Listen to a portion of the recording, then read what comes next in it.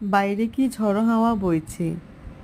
আর এই আমের দিনে যদি কাঁচা আমের ভর্তা না খাই তাহলে কি হয়? এত সুন্দর বাইরে বাতাস, আর তাতে যদি আম মাখা হয় একদম জমে ক্ষীর হয়ে যাবে। তাই আমি গাছ থেকে কচি কচি একদম ৩-৪টা কাঁচা আম পেড়ে নিয়েছি। আর সাথে তো প্রকৃতির বাতাস আছেই। আমগুলোকে আমি ভালো মতো ছিলে পরিষ্কার করে নিয়েছি।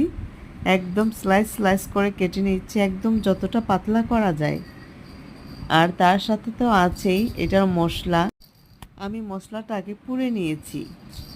দেখতেই পাবেন আমি শুকনো মরিচগুলোকে আগুনে পুড়ে তার সাথে লবণ আর বিট লবণ তো আছেই, সেগুলোকে একসাথে ভালো করে মেখে আমের মধ্যে দিয়ে ভালো করে নেড়ে চেড়ে মেখে নেব। যদি পারেন কাসুন্দি অবশ্যই দিবেন। আর এই আম মাখাটা খেতে কী যে মজা, তাও যদি হয় আবার খোলা ছাদের উপর, তাহলে তো